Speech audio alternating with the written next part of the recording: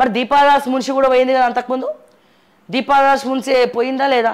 దీపాదాస్ మున్షి ఎన్నిసార్లు సెక్రటేరియట్లో సీఎంఓలో సీఎం పక్కన కూర్చుంది? తనకేం అథారిటీ ఉందని కూర్చుంది? తనకేం అధికారం ఉందని కూర్చుంది? అంటే మీకు దీపాదాస్ మున్షి ఏమో బెల్లమైన ఆది, మీనాక్షి నటరాజన్ గారేమో అల్లమైన ఆది. ఎందుకు అల్లము? ఆమె బెల్లం ఎందుకు? ఆమె అవినీతి పర్రాలు, ఆమె దొరికిందంతా దోచుకుంది.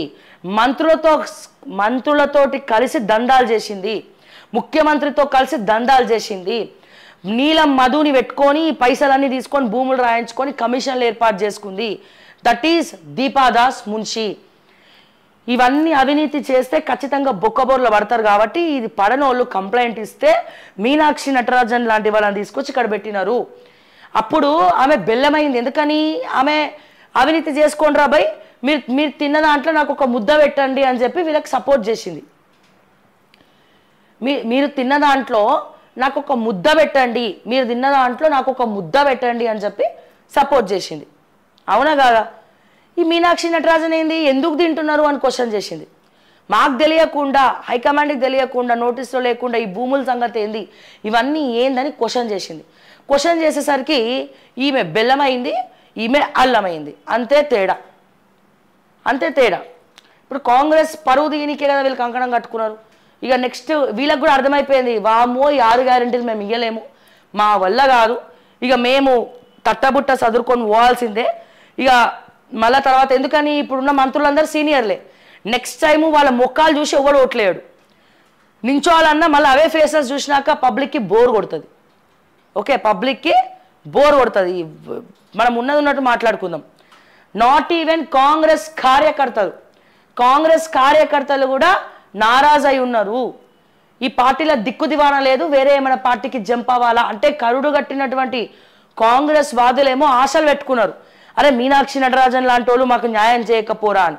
కానీ నిరాశ అయిన వాళ్ళు, ఆశను వదిలేసుకున్న వాళ్ళు అరే వేరే పార్టీ కన్నా పోదాం, ఏ కార్పొరేటర్ కన్నా సర్పంచ్గా నించుందాము, లేకపోతే ఇంకెక్కడనో ఏదో చేద్దాము, మనకి ఇక్కడ పనులు అయితే లేవు, పాడైతే లేవు, అట్లా అట్లీస్ట్ వీళ్ళు కలవట్లే, వీళ్ళ బిల్డప్లు చల్లగా ఉండా అని చెప్పి కాంగ్రెస్ పార్టీ కార్యకర్తలే కాంగ్రెస్ని పిచ్చిగా తిడుతున్నారు.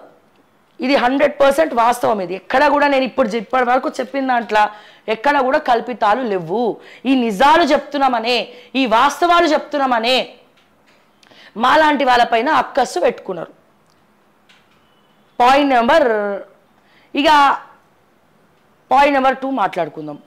ఓకే, సో ఇక్కడ ఈ మంత్రుల టాపిక్ వస్తే ఇప్పుడున్న సగం మంది టికెట్లు అందరూ వలసలు వచ్చిన వాళ్ళు, లేకపోతే పార్టీలో ఉన్నటువంటి సీనియర్ నాయకులు.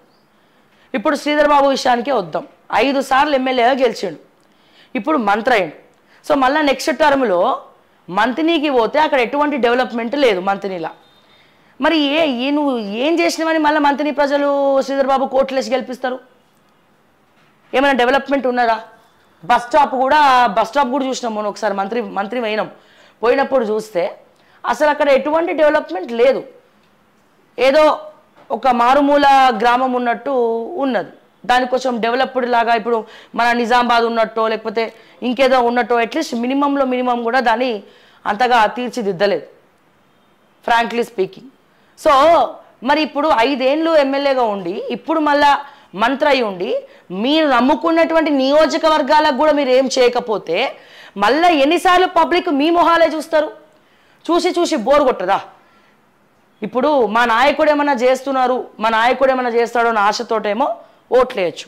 మా నాయకుడు ఎన్ని రోజులు తండ్రిల పేర్లు చెప్పుకొని తాతల పేర్లు చెప్పుకొని రాజకీయాలు చేయగలుగుతారు? తండ్రికి ఉన్నంత క్రేజ్ కొడుకుంటుందా? కొడుకుకి ఎప్పుడు ఉంటుంది? పబ్లిక్ కోరుకున్నవన్నీ సంక్షేమ పథకాల దగ్గర నుంచి అభివృద్ధి బాటలో మీ నియోజకవర్గాలను నడిచినప్పుడు మీ సీటు పూచుక పుల్ల కూడా ఎవరు కదల్చలేరు. కానీ అక్కడ ఏం పనులు చేయకుండా మీరు అక్కడే